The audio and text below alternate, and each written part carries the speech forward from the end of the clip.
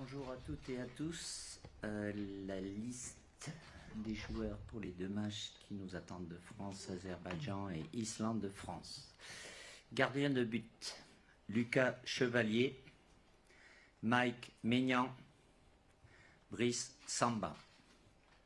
Défenseur, Lucas Digne, Malo Gousso, Lucas Hernandez, Théo Hernandez, Ibrahima Konaté, Jules Koundé, William Saliba, Dayo Upamecano. Milieu de terrain, Eduardo Camavinga, Manu Koné, Michael Olysée, Adrien Rabiot, Kefren Turam. Attaquant, Marnez Akliouche, Bradley Barcola, Kingsley Coman, Hugo Ekitike, Jean-Philippe Mateta, Kylian Mbappé et Christopher Nkunku.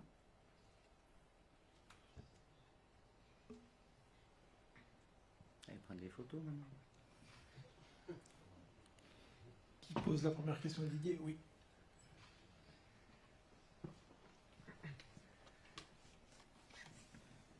Bonjour Didier. Bonjour. Dans l'équipe. Est-ce que depuis le dernier rassemblement, tu as eu l'occasion de discuter avec le PSG sur la gestion des joueurs du PSG et est-ce que le club parisien et d'autres clubs ont pu te faire passer le message que ce serait bien de ne pas prendre leurs joueurs? Je n'ai pas attendu la dernière fois pour qu'il y ait des messages qui puissent passer ou directement avec les joueurs qui amènent à des situations un peu compliquées, mais sincèrement, je n'ai pas eu à discuter avec le PSG ou notre club. Il y a des protocoles qui sont mis en place, voilà, avec évidemment des échanges avant le choix dans mes listes entre les staffs médicaux sur la situation des uns et des autres, comme ça a été le cas là depuis le début de la semaine avec des blessés qui le sont depuis un petit moment ou des nouveaux à travers les derniers matchs et ceux qui peuvent être dans une situation aujourd'hui qui n'est pas à 100% mais qui permettent d'être disponibles parce qu'il y a des matchs ce week-end et ils vont jouer ce week-end et donc disponible pour l'équipe nationale. Il n'y a pas à discuter, je sais que ça a pris beaucoup de place, je vous le répète encore une fois, on fait les choses de manière consciencieuse, professionnelle. Il n'y a pas de risque zéro pour les joueurs qui sont sur le terrain, malheureusement. Mais j'ai toujours fait attention aussi, de par la situation des uns et des autres, même s'il y a une obligation de résultat, que ce soit en club ou avec nous aussi en équipe nationale, d'avoir l'échange avec les joueurs aussi, qui est essentiel pour moi, pour avoir leur propre ressenti avant que je prenne une décision. Bonjour Didier Baptiste Després, le client. Est-ce que tu t'es arraché les cheveux pour faire cette liste au regard des nombreux absents? Ça n'aurait pas duré longtemps parce que j'en ai plus beaucoup, quoi, donc, de cheveux. Non, non, non, non. À chaque fois, il y a des plus ou moins comment je vais dire, pas de contraintes, mais c'est lié au fait des joueurs. Si tout le monde est disponible, je pourrais pas tous les prendre. Là, mais forcément, avec des blessés de plus longue date ou nouveaux blessés, ça amène à des discussions avec mon staff et à des réflexions, bien évidemment. Et deuxième question, pourquoi Mateta? Qu'est-ce qui te plaît chez lui? Déjà, c'est son profil. Le fait que, bon, c'est la première fois qu'il vient avec Léa, il est pas tout jeune, même s'il a connu quasiment toutes les sélections de jeunes, ou partout où il est, il a une capacité à marquer des buts.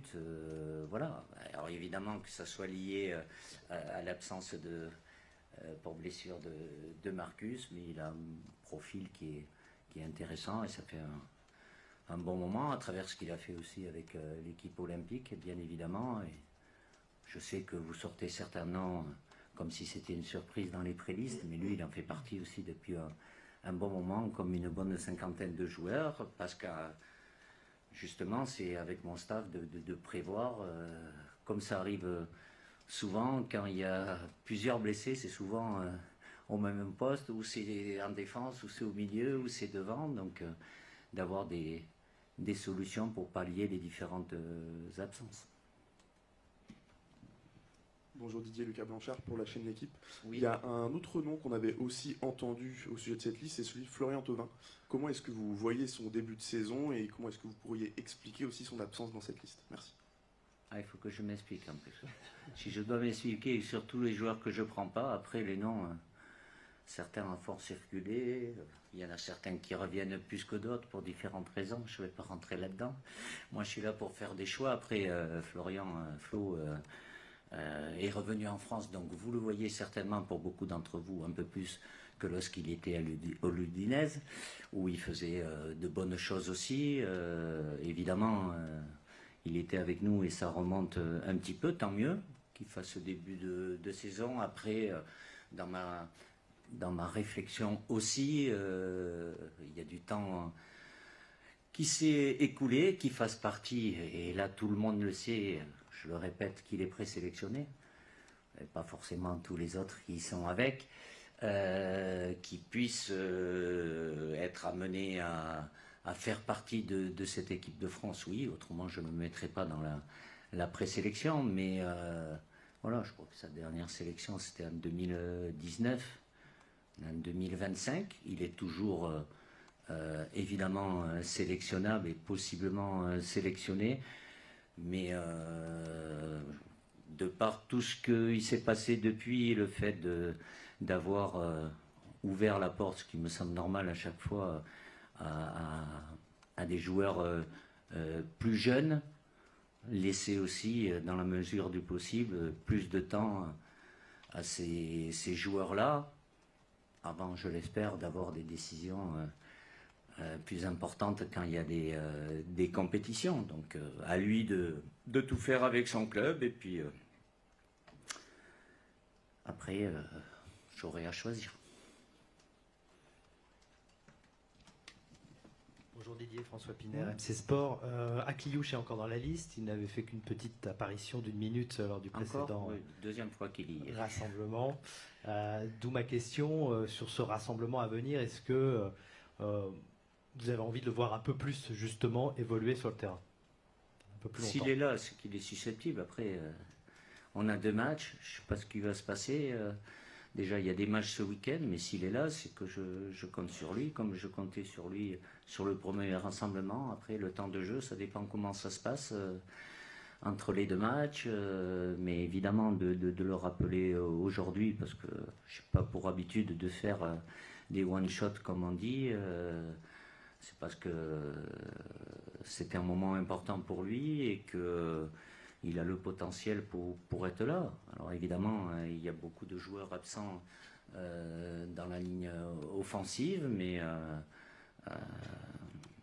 à travers cette nouvelle convocation, comme les 22 autres joueurs, il est censé avoir un rôle. Après, le temps qu'il aura, je ne le sais pas encore aujourd'hui, mais déjà d'y être dans cette liste, c'est quelque chose d'important qui est censé lui donner de la continuité, de la confiance.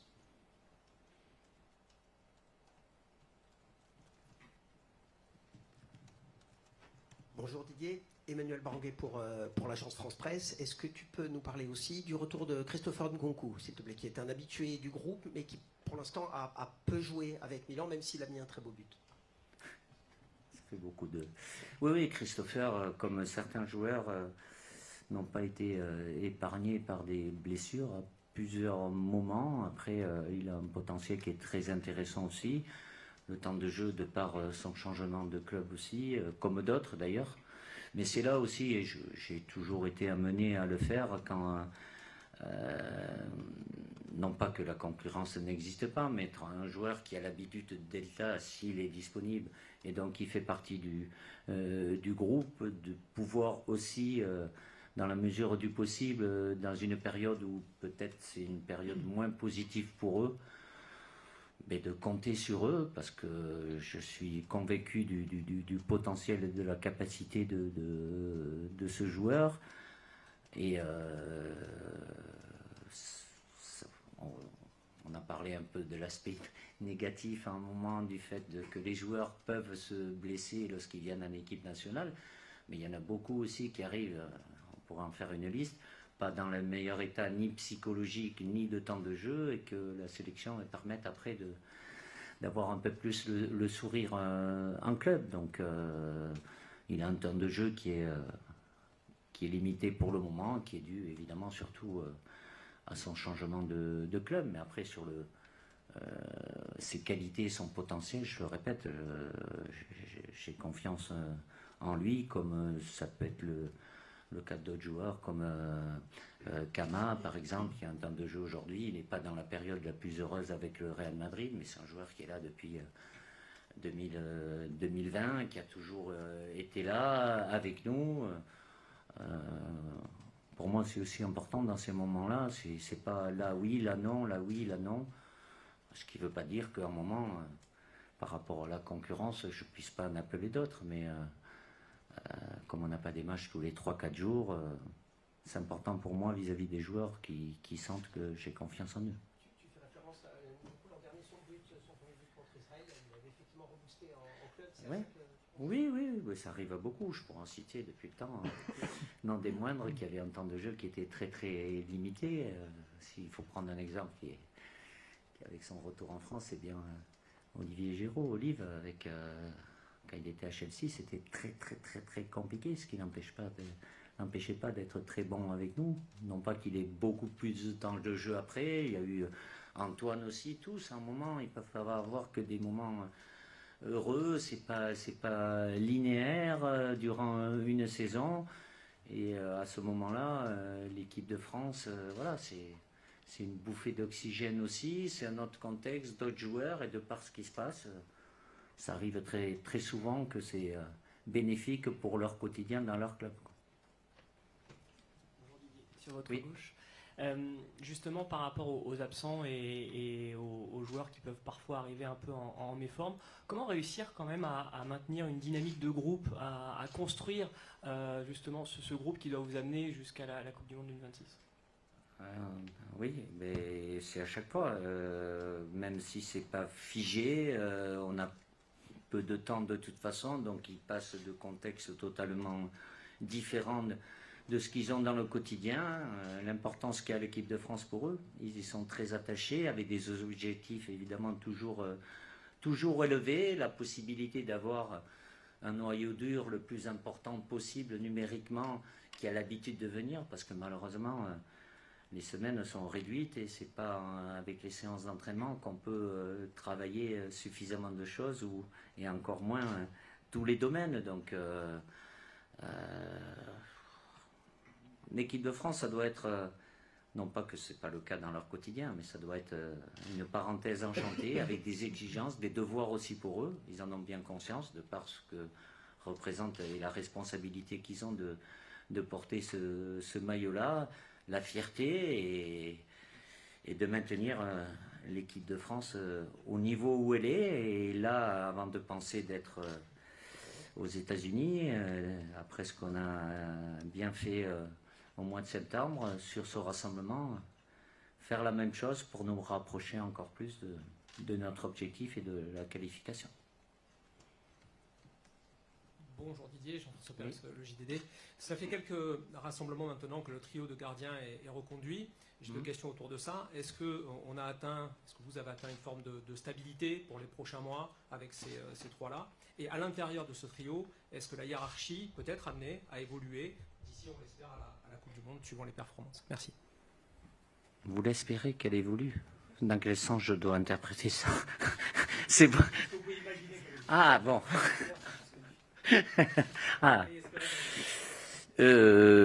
À partir du moment où les trois là sont performants, maintiennent leur niveau, même si Alphonse, qui n'est pas appelé sur le dernier rassemblement, Et bon, de par sa situation aussi, où il était deuxième, même s'il il est repassé premier, à partir du moment, c'est pas avoir une tranquillité, c'est qu'ils sont habitués à être là. S'ils continuent à être performants, ils continueront d'être appelés sur la hiérarchie d'aujourd'hui. Et voilà, aujourd'hui, vous la connaissez.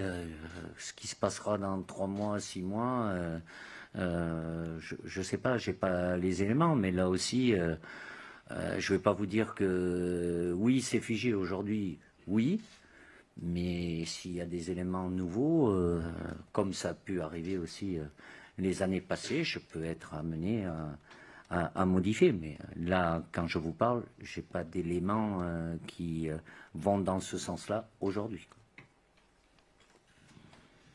Oui, Didier, tu parlais tout à l'heure d'Eduardo Camavinga. Il est quand même il évolue dans un secteur où il y a du monde, malgré les absents. Voilà, il y a pas mal beaucoup de monde dans très bons certains joueurs. secteurs, oui. Est-ce que finalement son avenir en bleu ne serait pas arrière gauche? Voilà. Si vous lui posez la question, je ne pense pas qu'il va avoir le sourire, quoi.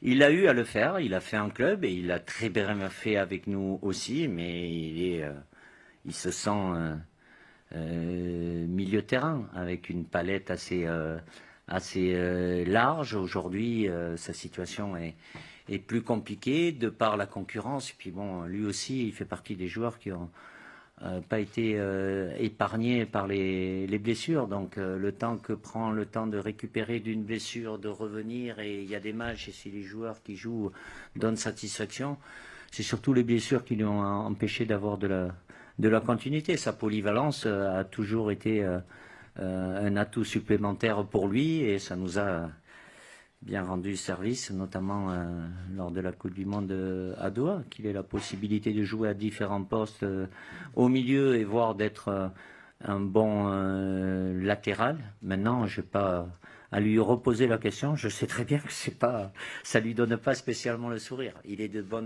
très bonne constitution et il va le faire du mieux possible, comme il a eu à le faire la saison dernière. Cette année, c'est pas le cas pour le moment, avec le Real Madrid aussi. Il est venu très très tôt avec nous, il était très jeune, puisque je pense que c'est le plus jeune que j'ai appelé depuis que je suis en poste. Il n'avait pas encore 18 ans, il y a des exigences, mais le gros frein, je le répète, ça a été la répétition de blessures qui l'ont empêché d'avoir de la continuité. Bonjour Didier, Oui. Tom Monégier pour Opta Stats Perform. Concernant le milieu de terrain, il y a un absent, Corentin Tolisso, qui n'a toujours pas été appelé. Est-ce qu'il est rentré dans votre réflexion pour ce rassemblement, et est-ce que s'il continue à performer, il peut faire son grand retour en équipe de France? Merci.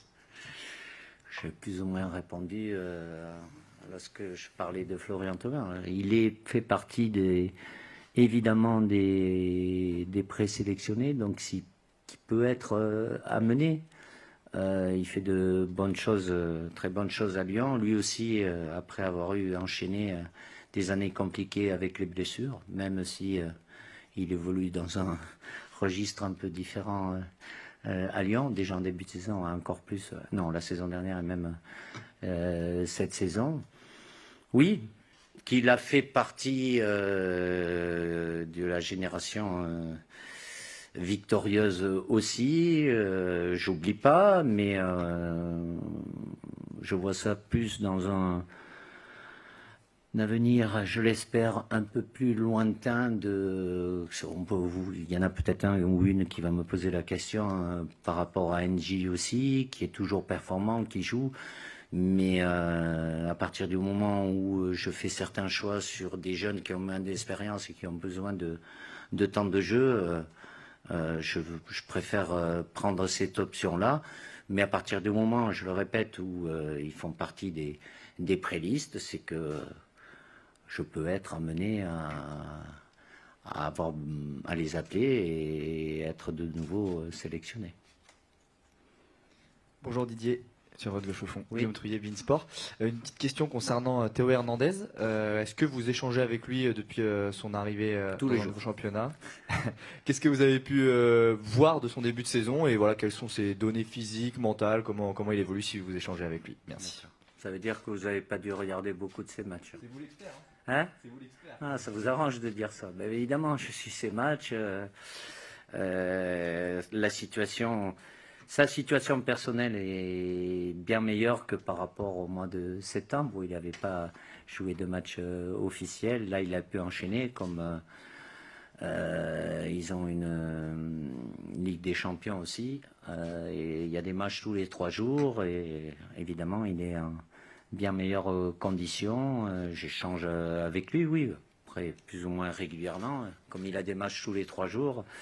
Mais on suit tous les matchs avec le staff technique, et bien évidemment. Il sera en meilleures conditions sur le plan athlétique et de par ce qu'il fait avec son club où il marque 2 buts, voilà, sa capacité à mener un plus sur le plan offensif sera plus possible cette fois-ci par rapport au dernier rassemblement. Bonjour Didier. Oui. Jordan Pardon, Foot Mercato, vous le disiez à l'instant, Eduardo Camavinga est arrivé en 2020 en équipe de France. Derrière Adrien Rabiot, c'est le 2e plus ancien au milieu de terrain. Qu'est-ce que vous attendez de lui justement en 2025? Est-ce qu'il doit prendre le lead? Est-ce qu'il doit s'imposer comme un titulaire? J'attends le lead titulaire, c'est son ambition aussi, dans son club d'abord, et puis après en sélection, il y a de la concurrence, mais bon, c'est vrai qu'il est là depuis 5 septembre 2020. À chaque fois, je l'ai appelé, sauf s'il était blessé, mis à part la première compétition dont on remonte à l'Euro 21 où il n'était pas là, mais c'était au tout début. Depuis, il est avec nous, il a du temps de jeu, il n'a que 26 sélections alors qu'il a été souvent présent. Évidemment, y être régulièrement, et puis après, comme tous, c'est de jouer le plus de matchs possible. Alors évidemment, il y a de la concurrence qui est forte, mais il est là, il fait partie toujours des joueurs que j'appelle lorsqu'ils sont disponibles. Qu'il ait cette ambition-là, oui, il doit l'avoir avec son club aussi. Après, entre vouloir et que ça puisse se réaliser, je le répète, le frein qui a été très important pour lui, c'est la répétition de blessures.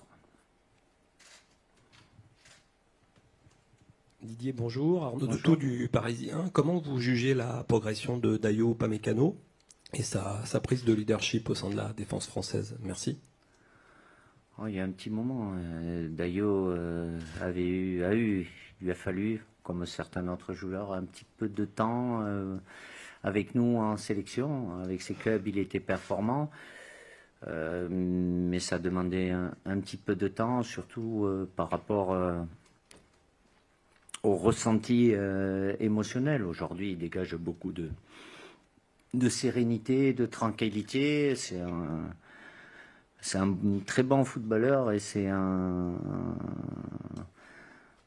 joueur, un défenseur qui aime bien les duels. Et il arrive à mieux gérer certaines situations où il mettait un peu trop d'agressivité, mais il est serein, tranquille, plein de confiance. Il dégage beaucoup de force, de sérénité. Donc, et c'est pas en regardant les matchs où il n'est pas là avec l'équipe nationale, en général, quand il est là, ça se passe plutôt bien, voire très bien. Donc, évidemment que depuis ses débuts et aujourd'hui, et il le confirme avec son club, le Bayern de Munich, il fait partie des tout meilleurs défenseurs au niveau mondial.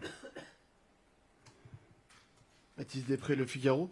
Kylian est assez irrésistible en ce moment avec le Real Madrid depuis le début de saison. Tu disais en septembre qu'il était hors norme. Est-ce que tu estimes qu'il a élargi sa palette au poste de numéro 9 et dans quel domaine il peut encore faire mieux? Déjà, on me pose plus la question, mais c'est pas un numéro 9, est-ce qu'il va jouer à gauche, à droite? Non, Kylian, c'est un attaquant axial. La palette, tout dépend les systèmes. Voilà, au-delà de... Avec nous, il a une liberté comme la plupart des attaquants. Forcément, quand on est dans l'axe, on en a un peu plus que quand on est sur un côté, et surtout, on a moins de contraintes défensives, même si il est concerné aussi. Mais ce qui change, c'est le fait de... Voilà, il a des jambes de feu, ça se voit.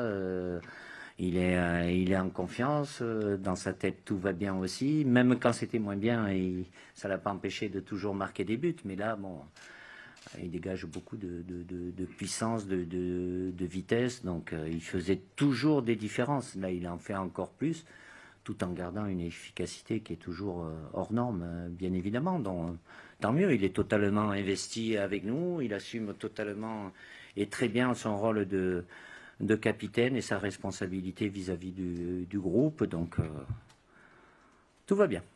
On peut toujours faire mieux, quoi. Maintenant, si vous lui demandez de mettre 20 buts de la tête, je ne suis pas sûr qu'il va les mettre, mais... voilà, il a ses propres caractéristiques. Après, c'est des débats, et je peux le comprendre, qui ont pu avoir lieu ou qui peuvent avoir toujours lieu. Oui, mais c'est pas un affrontement.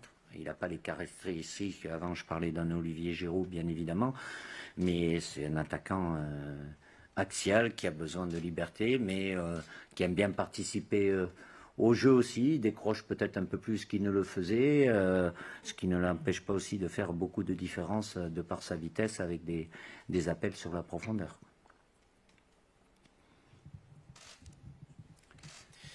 Didier, je voudrais faire un petit pas de côté, mais qui vous concerne indirectement peut-être pour le futur. La FIFA, la Coupe du Monde des clubs, non, c'est pas une question non, pas de piège. Côté. Non, il n'y a jamais de piège. À la Coupe du Monde des moins de 20 ans, a décidé d'instaurer un carton vert pour les sélectionneurs. J'imagine que vous avez vu ça, qui leur permet 2 fois par match de faire appel à la vidéo éventuellement pour corriger des éventuelles erreurs. Qu'est-ce que vous en pensez? Est-ce que vous pensez que ça va dans le progrès du football, l'évolution, le fait de mettre de la vidéo toujours plus? Ou est-ce que ça va vers un foot divertissement qui est en train un petit peu de se dénaturer? Merci. Il y aura des pour, des contre, voilà. Pourquoi pas, mais après il y en a qui vont dire oui mais c'était mieux avant. Moi je ne peux pas dire c'était mieux avant. Si ça doit évoluer et qu'on nous dise voilà le règlement, il y a cette possibilité-là, on l'utilisera. C'est pas moi qui prends les décisions. La VAR, c'est bien, c'est pas bien. C'est toujours, il y aura des pour, des contre. Voilà. Si à partir du moment où ça va dans le sens de limiter les erreurs, moi je considère que c'est quelque chose de positif. Alors après, il faut voir, faut peut-être pas en abuser le temps que ça prend. Mais dans ce but-là, parce que quand on est joueur ou sur le banc sélectionneur, la chose la plus difficile à digérer, c'est l'injustice. Donc si c'est des solutions, des nouvelles règles qui permettent d'avoir moins d'injustice, parce que sur le banc, on a toujours une vision qui est limitée, tout dépend de quel maillot on porte. Ben là, il n'y a pas pénalty. Ah ben si, il y a pénalty. Donc, il n'y a pas que sur les bancs, hein, dans des familles ou peu importe, dans des bars où on regarde des matchs, il y aura des pour et des contre. On n'est pas totalement objectif. Mais je rappelle, l'essentiel, c'est que ça aille dans le sens de diminuer le nombre d'erreurs. Donc toute initiative, sans dénaturer non plus totalement le football de base, mais il y a des évolutions technologiques et autres, et si elles vont dans ce sens-là, pour moi, ça me va. Est-ce qu'il y a une dernière question pour Didier? Non. J'ai tout dit. Non. Presque. La dernière pour Baptiste Després du Figaro. Ah, ça, je crains la... Non. Vas-y.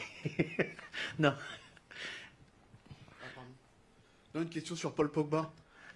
Qui devrait peut-être reprendre le football. Qui devrait, avec le conditionnel. C'est important le conditionnel. Oui, il se rapproche du moment où il va redevenir un acteur du football. Ce sera une étape importante pour lui. Et tu crois à un retour en équipe de France? Je crois. Ça dépendra de lui. Que lui, il en ait envie et que ça soit un objectif dans sa tête, j'ai aucun doute. Il a des étapes à franchir. La prochaine, après ces longues semaines de travail à part, de préparation, mais ça sera le moment où il aura le maillot de l'AS Monaco, il mettra le pied sur le terrain. J'espère le plus tôt possible et que tout se passe bien pour lui. Et puis après, on verra. Lui, il en a envie, que ça soit possible. Si je vous dis oui, retour de Pogba. Si je dis non, je vais passer pour un CON. Donc ça ne va pas le faire non plus. Donc c'est tout le mal que je lui souhaite. Déjà de passer cette première étape depuis plus de 2 ans et demi, ça sera déjà une énorme joie et bonheur pour lui. Merci. Merci. Rendez-vous lundi à 14h au CNF.